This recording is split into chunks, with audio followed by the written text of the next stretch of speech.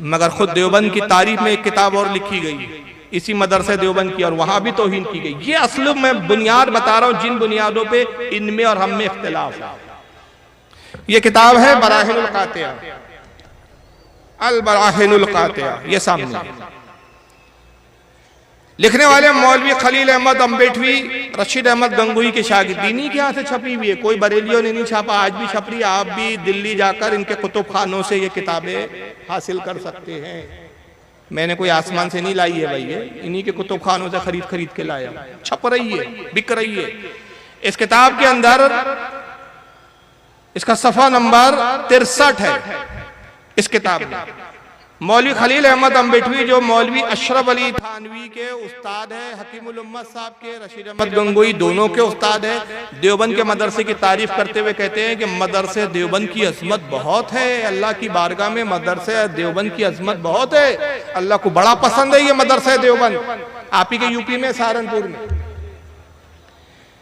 यही वजह है कि एक नेक साले बुजुर्ग के ख्वाब में रसूलुल्लाह आए, तो वो बुजुर्ग से हुजूर सल्लल्लाहु अलैहि वसल्लम उर्दू में बात करने लगे। तो वो देवबंद के जो बुजुर्ग आए थे उनका नाम हम तो नहीं लिखा, इनके बुजुर्ग भी गुमनाम होते हैं इन्हीं की तरह। जैसे इनका अकीदा नहीं ढूंढो तो मिलता, वैसी इनके बुजुर्ग भी नहीं मिलते।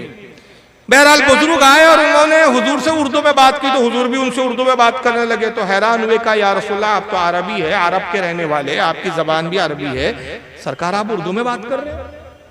तो देवबंद के बुजुर्ग से हुजूर ने फरमाया है कि जब से हमारा मदरसे देवबंद के उलमा से मामला हुआ, हमारा ताल्लुक हुआ, हम देवबंद आने जाने लगे, तब से हमको ये उर्दू जबान आ गई। फिर लिखते हैं सुभान अल्लाह, इससे रुतबा इस मदरसे का मालूम हुआ कि यहाँ के शागिर्दों में रसूलुल्लाह भी है, माज़अल्लाह, उर्दू सीखने आए हैं हुजूर देवबंद से। मगर एक प्रॉब्लम आ जाती है इनके अकीदे में, यही सब इख्तलाफात की बुनियाद बनता है कि एक किताब में जब अपना मदरसे देवबंद की अजमत बताने आए तो कह दिया कि साहब रसूल उर्दू सीखने यहाँ आए। 1400 साल के इंतजार करते रहे रसूल लगे कब देवबंद का मदरसा बना, कब जाके मैं उर्दू सीखूं। क्योंकि अल्लाह कह रहा है कि हबीब जो तुम नहीं जानते थे वो सब हमने सिखा दिया। अल्लाह कहता है अर्रहमान अल्लमल कुरान खलकल इंसान अल्लमहुल बयान, वही रहमान है जिसने कलाम उतारा, इंसानियत की जान मोहम्मद को पैदा किया और उसे कलाम करना सिखाया। अल्लाह कह रहा है हबीब को हमने पढ़ाया, हबीब को हमने सिखाया। ये कहते हैं अल्लाह सब सिखाया था, उर्दू छोड़ दिया था, वो कंप्लीट नहीं थी, हमने सिखा दिया बाद में। लेकिन अब अकीदे का तज़ाद देखिए, इस किताब में लिखा गया कि उर्दू सीखने हुजूर कहाँ है देवबंद में। फिर दूसरी किताब लिखी गई तक़वतुल ईमान, इसमें लिखा रसूलुल्लाह तो मरकर मिट्टी में मिल गए। माज़अल्लाह। लिखने वाले मौलवी इस्माइल देलवी, तो अब मैं इन देवबंदियों से कहूंगा और इन अहले हदीसों से कहूंगा, अहले हदीस इनको भी मानते हैं, देवबंदी इनको भी मानते हैं और इनको भी मानते हैं, तुम्हारे मुसल्लमा बुजुर्ग है ये सब, तो तुम दोनों अपनी मीटिंगें करो, तय करो कि इनमें झूठा कौन है सच्चा कौन है। अगर रसूल मरकर मिट्टी में मिल गए तो देवबंद कैसे आए, और अगर देवबंद आए तो फिर मरकर मिट्टी में मिले कैसे। तो दोनों में से एक मौलवी झूठा है, हालांकि दोनों ही झूठे हमारे नजदीक दोनों ही झूठे हैं। क्योंकि मेरे नबी को उर्दू सीखने इन फटीचरों के पास आने की जरूरत नहीं। अरे मेरे नबी की तो शान ये है, रिवायतों में आता है कि सरकार ने साहबा को जमा किया और फरमाया जाओ मैं चाहता हूँ मुख्तलिफ मुल्कों में जाके तुम दीन की तबलीग करो। माशाअल्लाह। एक एक का नाम लिया जो ज़ईन साहबी थे, ए फुला इब्ने फुला तुम यमन जाओ दीन की तबलीग करो, इस्लाम का पैगाम पहुंचाओ। ए फुला इब्ने फुला तुम जो है मिस्र की तरफ जाओ, ए फुला तुम ईरान की तरफ जाओ, ए फुला तुम इराक की तरफ जाओ, ए फुला तुम तुर्की की तरफ जाओ, ए फुला तुम रोम की तरफ जाओ। जिन जिन के नाम ले रहे वो सर झुकाए खामोश खड़े हुए।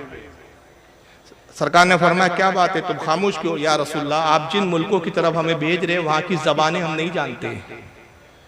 जाहिर है ये अरबी थे, रोम की अलग जबान थी, ईरान और इराक में फारसी बोली जाती थी, फारसी साहबा को नहीं आती थी, मिस्र की जबान अलग थी।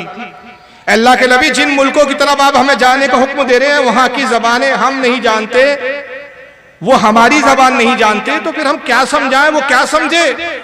हुजूर ने कहा कल सुबह फजर की नमाज मेरे पीछे इस हाल में पढ़ना कि तुम सफर के लिए तैयार हो। माशाअल्लाह। किसी साहबी ने एतराज नहीं किया या रसूलल्लाह एक दिन में कौन सा इनकलाब आने वाला है, मैं कह दूं बढ़कर, क्योंकि वो सहाबी थे वहाबी नहीं थे। माशाअल्लाह। नबी की जात पर यकीन कामिल था, घरों पर आए अपने, और आने के बाद अपनी बीवियों से कहा कि हमारा सामान असबाब तैयार करो, सुबह सफर पे निकलना है। ऊंटों पे सामानों को बार किया, घोड़ों पे सामानों को बार किया, सफर के लिए तैयार हुए। नमाज फजर सरकार की इक्तिदा में पढ़ी और अपने जानवरों को बाहर मस्जिद के बांध दिया। नमाज फजर के बाद सरकार बाहर तशरीफ लाए, फरमाया किस किस को मैंने कहाँ कहाँ जाने के लिए हुक्म दिया था। हर साहबी कहता है या रसूलल्लाह आपने मुझे ईरान के लिए फरमाया था। एक साहबी कहते हुजूर मुझे ईरान के लिए, इराक के लिए कहा था। या रसूलल्लाह मुझे मिस्र के लिए कहा गया है, मुझे फला मुल्क के लिए, मुझे फला मुल्क के लिए। फरमाया कतार में खड़े हो जाओ।